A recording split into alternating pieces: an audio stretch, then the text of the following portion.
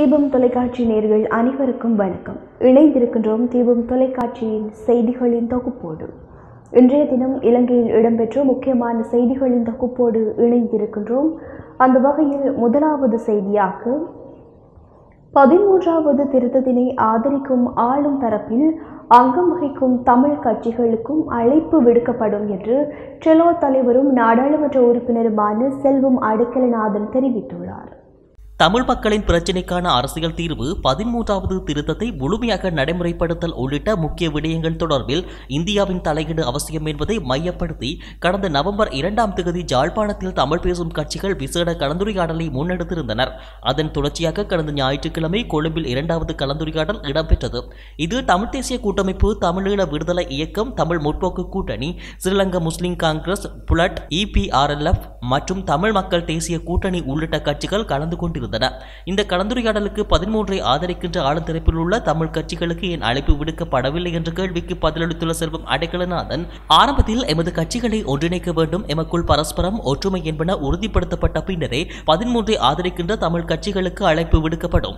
அதற்கான யோசனை காணப்படுகிறது. எனினும் எமக்குள்ளான ஒற்றுமை மேலும் கட்டியெழுப்பப்பட்ட பின்னர் அதனை செய்ய முடியும். இவ்வாறு தமிழ் கட்சிகளை ஆதரித்து அதற்கான செயற்றிட்டங்களை முன்னெடுப்போம். அதன் பின்னர் 13ஐ ஆதரிக்கக்கூடியதும் அதிகாரங்களை வழங்கக்கூடிய சிங்கள கட்சிகளின் ஆதரவு கோரப்படும். எனினும் அவற்றை எம்முடன் இணைத்துக் கொண்டு செயல்பட முடியாது என்றும் தெரிவித்துள்ளார். தங்களுக்கு தாங்களே சாணக்கியர்கள் பட்டம் வழங்கிக் கொள்பவர்கள் 13வது திருத்தம் குறித்து முன்னுக்கு பின் முரணான கருத்துக்களை தெரிவித்துக் கொண்டிருப்பதாக EPRLF தலைவர் சுரேஷ் பிரேமச்சந்திரன் தெரிவித்துள்ளார். அவர் வெளியிட்டுள்ள ஊடக அறிக்கையில் 13வது திருத்தம் என்பது முழுமையான அதிகார பகிர்வு அல்ல என்பதை தமிழர் தரப்பு அன்றே தெரிவித்திருந்தது. அது ஒன்று மாத்திரம்தான் தமிழ் மக்களுக்கு கிடைத்த சட்டப்பூர்வமான அரசியல் சாசனத்தில் ஏற்றுக்கொள்ளப்பட்ட அதிகாரங்களாக இருக்கின்றது. அதனை நடைமுறைப்படுத்தும்படிதான் தமிழ் தரப்பில் இருக்கக்கூடிய பல கட்சிகளால் கோரிக்கை முன்வைக்கப்படுகிறது. இந்த வரலாற்றை புரிந்து கொள்ளாதவர்கள் அல்லது புரிந்து கொள்ள விருப்பம் இல்லாதவர்கள் தங்களுக்கு தாங்களே சாணக்கியர்கள் என்று ஒருவருக்கொருவர் பட்டம் சூட்டிக்கொண்டு தவறான கருத்துக்களை தமிழ் மக்கள் மத்தியில் விதைக்க முயற்சிக்கின்றனர். மாகாண சபைகளுக்கு அரசியல் சாசன ரீதியில் வழங்கப்பட்டுள்ள 13வது திருத்தத்தை முழுமையாக நடைமுறைப்படுத்திக் கொண்டு அதன் பின்னர் சமஷ்டியை நோக்கி முன்னேற வேண்டும் என்பதே தமிழ் தேசிய இனத்தின் உரிமைக்காக குரல் கொடுக்கும் அரசியல் தலைமைகளின் இன்றைய நிலை. ஆனால் அரசாங்கம் அதனையே நடைமுறைப்படுத்த முடியாதென பிடிவாதம் பிடிக்கிறது. இந்த நிலையில் இந்த சாணக்கியர்களும் 13ஐ ஏற்க மாட்டோம் என்று கூறுவது இவர்கள் யாருடைய நிகழ்ச்சி நிரலை நடைமுறைப்படுத்த முயற்சிக்கின்றனர் என்ற கேள்வியை எழுப்புகிறது. 2015ஆம் ஆண்டு தமிழ் தேசிய கூட்டமைப்பும் பங்காளியாக திகழ்ந்த ரணில் மைத்திரி கூட்டு அரசாங்கத்தை காப்பாற்றும் பொருட்டு ஐநாவால் இலங்கைக்கு எதிராக முன்வைக்கப்பட்ட காத்திரமான தீர்மானத்தை நீர்த்து போக செய்வதில் முனைப்புடன் செயற்பட்டவர்கள் இந்த சாணக்கியர்கள். 2018ஆம் ஆண்டில் அடுத்த சில மாதங்களில் புதிய அரசியல் ஜாப்பு வரப்போகின்றது. அதில் ஈழம் என்ற சொல்லை தவிர ஏனைய அனைத்தும் உள்ளடக்கப்பட்டிருக்கும் என்று கூறியதுடன் இந்த நேரத்தில் காரியத்தை கெடுத்துவிடக் கூடாது என்று சொல்லி அன்றைய அரசாங்கத்தை காப்பாற்றியவர்கள் ஒற்றையாட்சிக்குள்ளும் சமஷ்டி ஒளிந்திருக்கிறது என்று வியாக்கியானம் கூறியவர்கள் தான் இன்று தமிழ் தலைமைகளை விமர்சிக்கின்றனர். விடுதலை புலிகள் 13வது திருத்தத்தை ஏற்றுக்கொள்ள முடியவில்லை என்றும் அதற்கு பின்னர் நடந்த யுத்தத்தில் 1 லட்சத்திற்கும் மேற்பட்ட மக்கள் கொல்லப்பட்டார்கள் என்றும் ஆயுத போராட்டத்தை ஏற்காத நீங்களே இப்பொழுது அவர்களை துணைக்கு அழைக்கின்றீர்கள். 1 லட்சம் பேர் கொல்லப்பட்டதாக சொல்லும் நீங்கள் ஒரு இனவழிப்பு நடந்ததாக சொல்ல முடியாது என்று சொல்கிறீர்கள். இந்த சாணக்கியர்கள் இலங்கையின் தேசிய இனப்பிரச்சனையை தீர்ப்பதற்கு இந்தியாவை மேவி வேறு எந்த ஒரு நாடும் தலையிடாது என்பதை புரிந்து கொள்ள வேண்டும். வரவிருக்கின்ற புதிய அரசியல் சாசனத்தில் 13 முற்றாக நீக்கப்படலாம் என்ற அச்சம் தமிழ் மக்களுக்கு இருக்கின்றது. ஆகவே எமக்கு கிடைத்த அதிகாரங்களை விட்டுக் கொடுப்பது என்ற முட்டாள்தனத்தை நாங்கள் செய்ய இயலாது, செய்யக்கூடாது. கிடைப்பதை பெற்றுக்கொண்டு அடுத்த கட்டத்திற்கு முன்னேறி செல்ல வேண்டும் என்று இதுவரை காலமும் கூறி மாகாண சபை தேர்தல்களில் போட்டியிட்டு வந்த இந்த சாணக்கியர்கள் இப்பொழுது அரசியல் ஜாப்பில் உறுதிப்படுத்தப்பட்டுள்ள 13வது திருத்தத்தை ஏற்க மாட்டோம் என்று கூறுவது இவர்களது சுயமுரணை காட்டுகிறது. இவர்களின் செயற்பாடுகள் இவர்கள் அரசாங்கத்தின் நிகழ்ச்சி நிரலையும் சிங்கள பௌத்த மேலாதிக்க சிந்தனைவாதிகளின் நிகழ்ச்சி நிரலையும் முன்னெடுத்துச் செல்லும் தரகர்களாகவே முன்னிலைப்படுத்தி இருக்கிறது என குறிப்பிட்டுள்ளார். ஜனாதிபதி கோட்டாபய ராஜபக்ஷ சிங்கப்பூர் பயணத்தை முடித்துக்கொண்டு நாடு திரும்ப 3 நாட்கள் ஆகலாம் என கொழும்பு தகவல்கள் தெரிவிக்கின்றது. ஜனாதிபதி கோட்டாபய ராஜபக்ச நேற்று காலை திடீரென சிங்கப்பூருக்கு புறப்பட்டு சென்றவை அரசியல் வட்டாரங்களில் பரபரப்பை ஏற்படுத்தியிருந்தது. நேற்று முன்தினம் இரவு நாடாளுமன்றத்தை ஒத்திவைக்கும் அறிவிப்பை வெளியிட்ட நிலையில் அவர் நாட்டை விட்டு வெளியேறியிருந்தார். ஜனாதிபதி கோட்டாபய ராஜபக்ச நாட்டை விட்டு புறப்பட்டு செல்லும் வரை அரசாங்கத்தில் உள்ள பலரும் அவரது பயணம் குறித்து அறிந்திருக்கவில்லை. கடந்த 2019ஆம் ஆண்டு சிங்கப்பூரில் உள்ள மவுண்ட் எலிசபெத் மருத்துவமனையில் ஜனாதிபதி கோட்டாபய ராஜபக்சவுக்கு இதய சத்திர சிகிச்சை மேற்கொள்ளப்பட்டது. அது தொடர்பான மருத்துவ பரிசோதனைகளுக்காகவே சிங்கப்பூர் சென்றுள்ளதாக தகவல்கள் வெளியாகின்ற போதும் அதிகாரப்பூர்வமாக எந்த அறிவிப்பும் வெளியிடப்படவில்லை. எனினும் அவர் 3 நாட்களின் பின்னரே நாடு திரும்புவார் என்றும் கூறப்பட்டுள்ளது. நாட்டில் ஏற்பட்டுள்ள டொலர் நெருக்கடிக்கு தீர்வு காண சர்வதேச நாணய நிதியத்தின் உதவியை பெறுவது குறித்து அமைச்சரவை கூட்டத்தில் ஆலோசனை நடத்தப்பட்ட போதிலும் இறுதி முடிவு எதுவும் எடுக்கப்படவில்லை என்று தகவல்கள் தெரிவிக்கின்றது. ஜனாதிபதி கோட்டாபய ராஜபக்ச நேற்று காலை திடீரென சிங்கப்பூருக்கு தனிப்பட்ட பயணம் ஒன்றை மேற்கொண்டுள்ள நிலையில் பிரதமர் மஹிந்த ராஜபக்சவின் தலைமையில் நேற்றிரவு அமைச்சரவை கூட்டம் இடம்பெற்றது. அலரி மாளிகையில் நடந்த இந்த கூட்டத்தில் வெளிநாட்டு நாணய கையிருப்பு நெருக்கடி குறித்து நீண்ட நேரம் ஆலோசனை நடத்தப்பட்டது. தற்போதைய டொலர் நெருக்கடியை தீர்ப்பதற்கு சர்வதேச நாணய நிதியத்திடம் செல்வதுதான் ஒரே வழி என்று அமைச்சர்கள் பலரும் இந்த கூட்டத்தில் கருத்துக்களை வெளியிட்டுள்ளனர். எனினும் வேறு சில அமைச்சர்கள் சர்வதேச நாணய நிதியத்திடம் சென்றால் நிபந்தனைகளுக்கு இணங்க வேண்டியிருக்கும் என்று தெரிவித்துள்ளனர். இதனால் சர்வதேச நாணய நிதியத்திடம் செல்வது குறித்து நேற்றைய அமைச்சரவை கூட்டத்தில் இறுதி முடிவு ஏதும் எடுக்கப்படவில்லை என்றும் அறியப்படுகிறது. டொலர் தட்டுப்பாடு காரணமாக இறக்குமதிகள் மேலும் கட்டுப்படுத்தப்படும் என்று நிதியமைச்சர் ஃபசில் ராஜபக்ஷ தெரிவித்துள்ளார். நேற்றிரவு நடந்த அமைச்சரவை கூட்டத்திலேயே அவர் இந்த தகவலை வெளியிட்டுள்ளார். எனினும் எரிபொருள், மருந்து, அத்தியாவசிய பொருட்கள் மற்றும் தொழில்துறை உற்பத்திக்கு தேவையான பொருட்களின் இறக்குமதிக்கு முன்னுரிமை அளிக்கப்படும் என்றும் ஃபசில் ராஜபக்ச தெரிவித்துள்ளார்.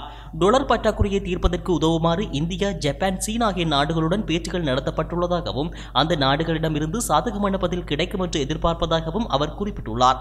இந்திய அரசாங்கத்துடன் தாம் நடத்திய பேச்சுகள் வெற்றிகரமானதாக இருந்தது என்றும் குறிப்பிட்ட நிதியமைச்சர் ஃபசில் ராஜபக்ச சர்வதேச நாணய நிதியத்துடனும் தாம் பேச்சுக்களை முன்னெடுத்ததாக கூறியுள்ளார். சீன நிறுவனத்தின் சேதன உரத்திற்கு 6.7 மில்லியன் டாலரை வழங்குவதற்கு அரசாங்கம் முடிவு செய்துள்ளது.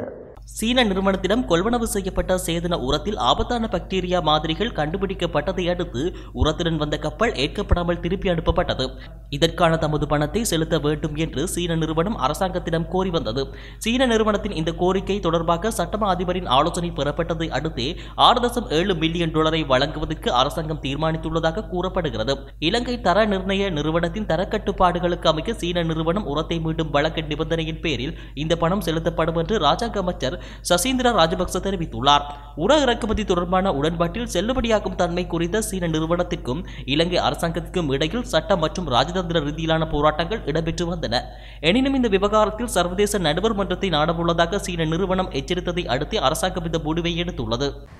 லிட்ரோ எரிவாயு நிறுவனம் இறக்குமதி செய்த எரிவாயு தாங்கியின் புதிய கலவையின் தரம் தொடர்பில் இன்று அறிவிக்கப்படும் என நுகர்வோர் பாதுகாப்பு ராஜாங்க அமைச்சர் லசந்த அழகியவண்ண தெரிவித்துள்ளார். இன்று காலை நுகர்வோர் விவகார அதிகார சபை, தர நிர்ணய நிறுவனம், அங்கீகார சபை மற்றும் பல நிறுவனங்களுக்கு இடையில் இடம்பெறும் கலந்துரையாடலை தொடர்ந்து குறித்த அறிவிப்பு வெளியாக உள்ளது. எரிவாயு கொள்கலன் மாதிரிகள் பற்றிய பல அறிக்கைகளின் முடிவுகள் இன்று காலை பெறப்பட்டது. அதன் பின்னர் குறித்த எரிவாயு கொள்கலன் எரிவாயு தரத்தில் உள்ளதா இல்லையா என்பது குறித்து தீர்மானிக்கப்பட உள்ளது. கப்பலில் உள்ள எரிவாயு தரமற்றதாக இருந்தால் மீண்டும் ஏற்றுமதி செய்யப்படும் என நுகர்வோர் பாதுகாப்பு ராஜாங்க அமைச்சர் லசந்த அழகியவண்ண தெரிவித்துள்ளார். இலங்கைக்கு கொண்டுவரப்பட்ட லிட்ரோ எரிவாயு நிறுவனத்தின் சமையல் எரிவாயுவின் மனத்தை அறிந்து கொள்ளும் பதார்த்தமான எதில் மெகப்டனின் அளவு 14க்கும் 15க்கும் இடையில் இருக்க வேண்டும் என்ற போதிலும் அதற்கு குறைந்த மட்டத்திலேயே அது இருப்பதாக தெரிய வந்துள்ளது. அதே நேரம் புரோப்பேன் மற்றும் பியூட்டேன் விகிதங்கள் 29க்கு 69 என்ற அடிப்படையில் இருப்பதாக இலங்கை பெட்ரோலிய கூட்டுத்தாபனத்தினால் மேற்கொள்ளப்பட்ட ஆய்வு தகவல்கள் தெரிவிக்கின்றன. சுயாதீன நிறுவனத்தின் பரிசீலனையின்படி இந்த எரிவாயுவில் 33% புரோப்பேன் அடங்கியுள்ளதாக தகவல் வெளியிடப்பட்டுள்ளது.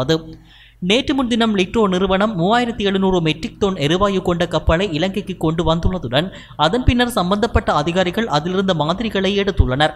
இதேவேளை கண்டி குண்டசாலை நட்டரம்பொத்த பிரதேசத்தில் எரிவாயு வெடித்து சிதறியதில் உயிரிழந்த 51 வயதுடைய 4 பிள்ளைகளின் தாயின் இறுதி கிரியைகள் இன்று இடம்பெறவுள்ளன. அத்துடன் இன்று அதிகாலை ஜாழ்ப்பாணம் துண்ணாலை பகுதியில் எரிவாயு அடுப்பு வெடித்து சிதறியதில் கொழும்பு பல்கலைக்கழக விரிவுரையாளரின் மனைவி சிறு காயங்களுக்கு உள்ளாகியுள்ளார். கொழும்பு பல்கலைக்கழகத்தில் விரிவுரையாளராக பணியாற்றும் பவுனந்தி வீட்டிலேயே இந்த சம்பவம் இன்று காலை 5:30 மணியளவில் இடம்பெற்றுள்ளது. வழமை போன்று இன்று காலை விரிவுரையாளரின் மனைவி உணவு தயாரிப்பில் ஈடுபட்டுக் கொண்டிருந்த போது எரிவாயு அடுப்பு வெடித்து சிதறியுள்ளது. இதன்போது வெடித்து சிதறிய அடுப்பின் பாகம் ஒன்று விரிவுரையாளரின் மனைவியின் தலையில் பட்டதில் அவர் காயங்களுக்கு உள்ளாகியுள்ளார். மேலும் ஜாழ் வடமராட்சி பருத்தித்துறை ஆதார வைத்தியசாலை உணவு தயாரிப்பும் இடத்திலும் இன்று காலை எரிவாயு வெடிப்பு சம்பவம் இடம்பெற்றுள்ளது. பருத்தித்துறை ஆதார வைத்தியசாலையில் உள்ள உணவு தயாரிக்கும் இடத்தில் பயன்படுத்தப்பட்டு வந்த எரிவாயு அடுப்பே இவ்வாறு வெடித்துள்ளது. குறித்த வெடிப்பு சம்பவம் காலை 6:45 மணியளவில் இடம்பெற்றுள்ளது. இலங்கைக்கான சீன நாட்டின் தூதுவர் வடமாகாணத்திற்கு விஜயம் செய்ய உள்ளதாக கொழும்பு ஊடகங்களை மேற்கோள் காட்டி செய்திகள் வெளியாகியுள்ளது. இலங்கைக்கான சீன தூதுவர் கி சென்ஹாங் எதிர்வரும் புதன்கிழமை மற்றும் வியாழக்கிழமை ஆகிய 2 நாட்கள் வடக்கில் தங்கியிருப்பார் என சீன தூதரகம் உறுதிப்படுத்தியுள்ளது. அத்துடன் ஆளுநர் ஜீவன் தியாகராஜா உள்ளிட்ட முக்கியஸ்தர்களை சந்திக்க உள்ளதாகவும் கடற்றொழிலாளர்களுக்கான ஒரு தொகுதி உபகரணங்களை வழங்கும் நிகழ்வொன்றும் ஏற்பாடு செய்யப்பட்டுள்ளதாக சீன தூதரகம் மேலும் குறிப்பிட்டுள்ளது. கடந்த சில காலங்களில் வடக்கில் உள்ள 3 தீவுகள் சீனாவிடம் கையளிக்கப்பட உள்ளதாக வெளியான தகவல் பெரும் சர்ச்சையினை ஏற்படுத்தியிருந்தது. மேலும் குறித்த 3 தீவுகளில் முன்னெடுக்கப்படவிருந்த மின் திட்டத்தை சீனா கைவிட்டுள்ள நிலையிலேயே அந்நாட்டு தூதுவர் வடக்கிற்கான பயணத்தை மேற்கொள்கின்றமை குறிப்பிடத்தக்கது. சுமார் 60 கர்ப்பிணி தாய்மார்களும் 18 வயதுக்குட்பட்ட 89 குழந்தைகளும் இதுவரை COVID-19 தொற்றினால் உயிரிழந்துள்ளதாக குடும்ப சுகாதார பணியகத்தின் பணிப்பாளர் டாக்டர் சித்ரமாலிடி சில்வா தெரிவித்துள்ளார். சுகாதார மேம்பாட்டு பணியகத்தில் நடைபெற்ற செய்தியாளர் சந்திப்பில் கலந்து கொண்டு உரையாற்றிய அவர் கர்ப்பிணி தாய்மார்களின் மரணங்கள் அனைத்தும் 3வது அலையில் ஏற்பட்டதாக தெரிவித்தார். 95% கர்ப்பிணி தாய்மார்கள் கோவிட் தடுப்பூசியை பெற்றுள்ளதால் இறப்புகளின் எண்ணிக்கை கணிசமாக குறைந்துள்ளது. அதனால் நோய் தொற்றுகளும் குறைந்துள்ளன என்றும் அவர் கூறினார். தகுதியுடைய அனைத்து கர்ப்பிணி தாய்மார்களும் தற்போது வழங்கப்பட்டு வரும் 3வது டோஸ் பூஸ்டர் தடுப்பூசியை பெற்றுக்கொள்ளுமாறு அவர் கேட்டுக் கொண்டுள்ளார். கடந்த வாரத்துடன் ஒப்பிட்டால் இந்த வாரம் கொரோனா நோயாளிகளின் எண்ணிக்கை 3 முதல் 5% வரை அதிகரித்துள்ளதாக சுகாதார அமைச்சு தெரிவித்துள்ளது. குறித்த தகவலை சுகாதார அமைச்சின் தொழில்நுட்ப சேவைகள் பணிப்பாளர் வைத்தியர் அன்வர் ஹம்தானி தெரிவித்துள்ளார். அவர் மேலும் தெரிவிக்கையில் கொரோனா தொற்றாளர்களின் இறப்பு எண்ணிக்கை சுமார் 4% குறைந்துள்ளது. கிறிஸ்துமஸ் மற்றும் புத்தாண்டு விரைவில் நெருங்கி வருவதால் அந்த நேரத்தில் மக்கள் கூடுவதை தவிர்ப்பது மற்றும் சுகாதார சட்டங்களை கண்டிப்பாக கடைபிடிப்பது முக்கியம். அவ்வாறு இல்லையெனில் அவர்கள் மோசமான சூழ்நிலையை சந்திக்க நேரிடும் என அவர் எச்சரிக்கை விடுத்துள்ளார். அத்துடன் எதிர்காலத்தில் 4வது தடுப்பூசியை வழங்குவதற்கான வாய்ப்புள்ளதாக பிரதி சுகாதார சேவைகள் பணிப்பாளரான வைத்தியர் ஹேமந்த ஹேரத் தெரிவித்துள்ளார். இதன் காரணமாக பொதுமக்கள் கோவிட் தடுப்பூசி அட்டையை இயன்றளவு கவனமாக பயன்படுத்த வேண்டும் என அவர் குறிப்பிட்டுள்ளார். கொரோனா நோய் தொற்றுக்கு இலக்கான 3 பிள்ளைகளின் தாயார் ஜாலில் உயிரிழந்துள்ளார். ஜாழ்ப்பாணம் அராளி வீதி வசந்தபுரத்தைச் சேர்ந்த 38 வயதுடைய கண்ணன் பத்மலோஜினி என்பவரே இவ்வாறு உயிரிழந்துள்ளார். குறித்த பெண்ணுக்கு 6 நாட்கள் காய்ச்சல் இருந்த நிலையில் தனியார் மருந்தகத்தில் மருந்துகளை பெற்று அவர் நேற்று முன்தினம் மூச்சு திணறல் காரணமாக ஜாழ் போதனா மருத்துவமனையில் சேர்க்கப்பட்டு சிகிச்சை பலனின்றி உயிரிழந்தார். அவரின் சடலத்திலிருந்து பெறப்பட்ட மாதிரிகள் PCR பரிசோதனைக்கு உட்படுத்தப்பட்ட நிலையில் அவருக்கு கொரோனா தொற்று இருப்பது நேற்று உறுதிப்படுத்தப்பட்டது. மன்னார் கோந்தைப்பட்டி கடற்பரப்பில் யாழ்ப்பாணத்தை சேர்ந்த 2 மீனவர்கள் கடந்த ஞாயிற்றுக்கிழமை மதியம் காணாமல் போன நிலையில் நேற்று ஒரு மீனவர் சடலமாக மீட்கப்பட்டுள்ள நிலையில் மற்ற நபர் இன்று காலை சடலமாக மீட்கப்பட்டுள்ளார். நேற்றைய தினம் யாழ்ப்பாணம் பருத்தித்துறையைச் சேர்ந்த தர்ஷன் என்பவர் சடலமாக மீட்கப்பட்டார். மேலும் அதே இடத்தைச் சேர்ந்த செந்தூரன் என்கின்ற 2 பிள்ளைகளின் தந்தையான இளம் குடும்பஸ்தர் காணாமல் போயுள்ளார். அவரை தேடும் நடவடிக்கையில் மீனவர்கள் ஈடுபட்டிருந்தனர். எனினும் நேற்று திங்கட்கிழமை மாலை வரை குறித்த மீனவர் மீட்கப்படவில்லை. இந்த நிலையில் இன்று காலை மன்னார் உப்பளம் கடற்கரை பகுதியில் குறித்த மீனவர் சடலமாக மீட்கப்பட்டுள்ளார். குறித்த சடலம் தற்போது மன்னார் மாவட்ட பொது வைத்தியசாலையில் ஒப்படைக்கப்பட்டுள்ளது. மன்னார் போலீசார் மேலதிக விசாரணைகளை மேற்கொண்டு வருகின்றனர். கடந்த ஞாயிற்றுக்கிழமை மதியம் 3 மீனவர்கள் கோந்தைப்பட்டி கடலில் தமது படகை செலுத்தி தொழிலுக்கு செல்ல சரிபார்த்துள்ளனர். இதன்போது படகில் வெளி இணைப்பு இயந்திரத்தை இணைத்து படகை செலுத்தி பார்த்துள்ளனர். இதன்போது குறித்த படகில் மீனவர்கள் உட்பட 8 பேர் இருந்துள்ளனர். இதன்போது படகின் வெளி இணைப்பு இயந்திரம் திடீரென இயங்காத நிலையில் காணப்பட்டுள்ளது. இதன்போது காற்றின் காரணமாக படகு கடலில் சென்று கொண்டிருந்த போது இதன்போது படகின் முன் அணியத்தில் நின்ற ஒருவர் திடீரென கடலில் வீழ்ந்து கடல் நீரில் அடித்துச் செல்லப்பட்ட நிலையில் மற்ற மீனவர் அவரை காப்பாற்ற கடலில் குதித்துள்ளார். எனினும் குறித்த மீனவரும் கடல் நீரில் இழுத்துச் செல்லப்பட்டார். எனினும் ஏனையவர்கள் போராடியும் குறித்த இருவரையும் மீட்க முடியவில்லை. நீண்ட நேரத்தின் பின்னர் குறித்த படகின் வெளி இணைப்பு இயந்திரம் இயங்கிய நிலையில் இவர்கள் கரை திரும்பி ஏனைய மீனவர்களின் உதவியுடன் தேடியுள்ளனர். எனினும் ஞாயிற்றுக்கிழமை இரவு வரை மீனவர்கள் மீட்கப்படவில்லை. நேற்று காலை முதல் மீனவர்கள் கடலில் தேடுதல் மேற்கொண்டனர். இதன்போது கோந்தைப்பட்டி கடலிலிருந்து சற்று தொலைவில் தர்ஷன் என்பவர் மீட்கப்பட்ட நிலையில் அவரது சடலம் மீனவர்களால் மீட்கப்பட்டு கோந்தைப்பட்டி கடற்கரைக்கு கொண்டு வரப்பட்டது. மற்ற மீனவரை மீனவர்கள் தேடிய நிலையில் இன்று காலை மன்னார் உப்பளம் கடற்கரை பகுதியில் வைத்து அவர் சடலமாக மீட்கப்பட்டுள்ளமை குறிப்பிடத்தக்கது. இந்தோனேஷியாவில் ஏற்பட்ட சக்தி வாய்ந்த நிலநடுக்கத்தினால் இலங்கைக்கு எந்தவிதமான பாதிப்பும் ஏற்படாது என புவிச்சரிதவியல் அளவை சுரங்க பணியகம் தெரிவித்துள்ளது. இந்தோனேஷியா தென்பகுதியில் உள்ள புளோரஸ் கடல் பகுதியில் 7.6 ரெக்டர் அளவிலான சக்தி வாய்ந்த நிலநடுக்கம் ஏற்பட்டது. உள்ளூர் நேரப்படி செவ்வாய்க்கிழமை காலை 11:20 மணியளவில் நிலநடுக்கம் ஏற்பட்டிருந்தமை குறிப்பிடத்தக்கது. இதனால் அதன் அருகிலுள்ள கடற்கரையோரங்களுக்கு சுனாமி எச்சரிக்கை விடுக்கப்பட்டுள்ளதாக நிபுணர்கள் எச்சரிக்கை விடுத்தனர். ஆனாலும் குறித்த நிலநடுக்கத்தினால் இலங்கைக்கு எந்தவிதமான பாதிப்பும் ஏற்படாது என புவிச்சரிதியவியல் அளவை சுரங்க பணியகம் தெரிவித்துள்ளது. எனினும் நிலநடுக்கம் தொடர்பான நிலைமையினை உன்னிப்பாக அவதானித்து வருவதாகவும் பணியகம் தெரிவித்துள்ளது. சுமந்திரன் எம்பிக்களின் பசப்பு வார்த்தைகளை நம்பி மக்கள் ஏமாந்து விடக்கூடாது என நாடாளுமன்ற உறுப்பினர் செல்வராசா கஜேந்திரன் தெரிவித்துள்ளார். இன்று இடம்பெற்ற ஊடகவியலாளர் சந்திப்பில் கலந்து கொண்டு கருத்து தெரிவிக்கையிலேயே அவர் இதனை தெரிவித்துள்ளார். மேலும் அவர் தெரிவிக்கையில், தமிழர் தாயகத்தில் இடம்பெறுகின்ற பௌத்தமயமாக்கல், சிங்களமயமாக்கல் போன்ற செயற்பாடுகளை தடுத்து நிறுத்தாவிடின் தமிழ் தேசத்தின் இருப்பினை நாங்கள் பாதுகாக்க முடியாது என்பதை மக்கள் தெளிவாக புரிந்து கொள்ள வேண்டும். குறித்த விடயங்களை தடுத்து நிறுத்தப்பட வேண்டுமாயின் தமிழ் தேசத்தின் இறைமை என்பது அங்கீகரிக்கப்பட வேண்டும். தமிழர்களின் சுயநிர்ணய உரிமை போன்று ஒரு சுயாட்சி எட்டப்பட வேண்டும். இவ்வாறு இல்லாமல் வெறுமனே வடகிழக்கினை இணைப்பதனூடாக மாத்திரம் இந்த குடியேற்றங்களையோ அல்லது பௌத்தமயமாக்கல் விடயங்களையோ தடுத்து நிறுத்த முடியாது. ஏனெனில் அதிகாரம் முழுவதும் அரசின் கைகளிலே உள்ளது. அதே நேரம் வடக்கு கிழக்கு இணைக்கப்பட்டிருந்தாலும் அங்கு ஆளுநருக்குத்தான் அதிகாரம் உள்ளது. அதேபோல ஆளுநருக்கு கீழுள்ள உத்தியோகத்தர்கள் ஆளுநரின் கட்டளைப்படிதான் நடப்பார்கள். மக்களால் தெரிவு செய்யப்பட்ட சபையில் கூட முதலமைச்சரின் செயலாளரையும் ஆளுநர் தான் நியமிப்பார். அங்கே சகல கட்டுப்பாடுகளும் ஆளுநரின் கீழ்தான் இருக்கும். ஆகவே மக்களின் வாக்குகளை பெறுவதற்காக பல்வேறு கருத்துக்களை கூற முடியும். ஒற்றையாட்சிக்குள் 13வது திருத்தச் சட்டத்தின் ஊடாக ஒருபோதும் சிங்களமயமாக்கத்தினையோ பௌத்தமயமாக்கத்தினையோ தடுக்க முடியாது. இது 1987 தொடக்கம் 1988 ஆண்டுகளில் இருந்து மாகாண சபை உருவாக்கப்பட்ட நாளில் இருந்து இந்த மாகாண சபை நடைமுறையில் தான் இருக்கின்றது. இச்சபை இணைந்தும் இருந்தது. குடியேற்றம் அந்த வேளையிலும் இடம்பெற்றிருந்தது. அப்போது ஆயுத போராட்டத்தினால் குடியேற்றங்கள் தடுக்கப்பட்டு கொண்டிருந்ததே தவிர இந்த மாகாண சபையின் நிர்வாகத்தின் ஊடாக கட்டுப்படுத்தப்பட்டிருக்கவில்லை. இதுதான் உண்மையான விடயமாகும். இதை சாணக்கியன் எம்பி மக்களை ஏமாற்றுவதற்காக சொல்கின்ற ஒரு விடயமாகும். அவர்கள் வடகிழக்கு இணைந்த தாயகத்தில் ஒரு சமஷ்டி தீர்வு ஒன்றினை பெற்றுத் தருவோம் என்றும் 2016 ஆண்டு இறுதிக்குள் யுத்த குற்றவாளிகளை சர்வதேச நீதிமன்றத்தில் நிறுத்துவோம் என்று கூறினார்கள். மக்கள் அதனை நம்பி பெருவாரியாக வாக்குகளை இவர்களுக்கு வழங்கியிருந்தார்கள். வென்ற மறுவாரமே சுமந்திரன் எம்பி சர்வதேச விசாரணை முடிந்து விட்டது என்று கூறினார். இப்படி இவர்களது ஏமாற்றுகளை தேர்தலை மையப்படுத்தி செய்கிறார்கள். இவர்களது இவ்வாறான நாடகங்களை மக்களும் அறிவார்கள். முழுக்க முழுக்க ஏமாற்றும் விடயங்களை இவர்களிடம் உள்ளன.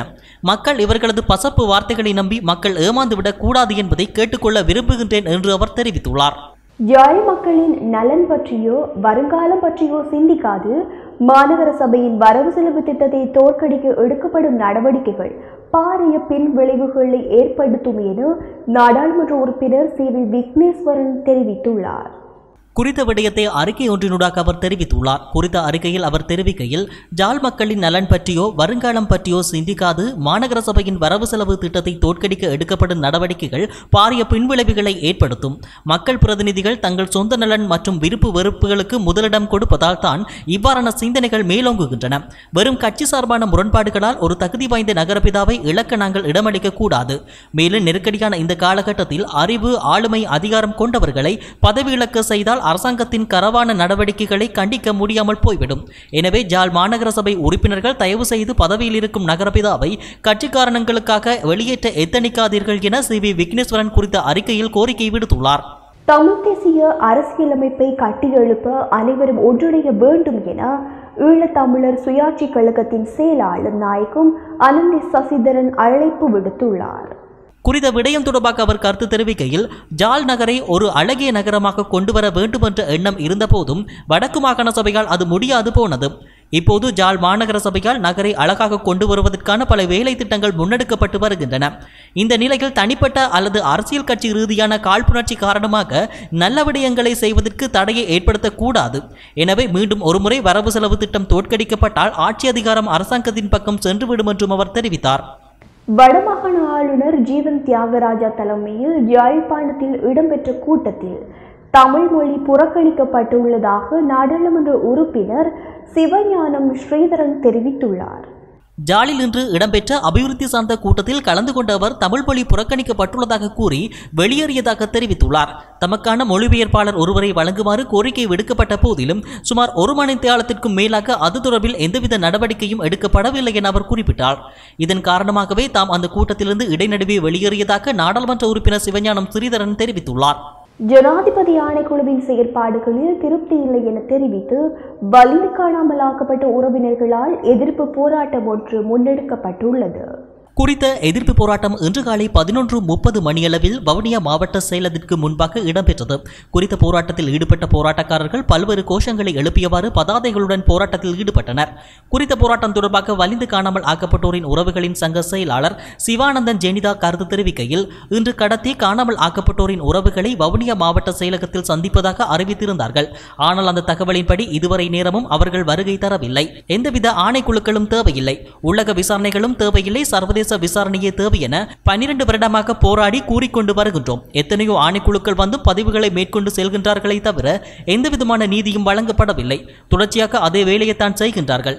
எங்களுக்கு நீதியே கிடைக்க வேண்டும். நீதிக்கு பின்புதான் எது என்றாலும் சர்வதேச விசாரணையே வேண்டும் என தெரிவித்தார். இத்துடன் தீபம் தொலைக்காட்சியின் செய்திகளின் தொகுப்பு நிறைவடைந்தன. மீண்டும் நாளை இரவு எதிர்பாருங்கள். வணக்கம்.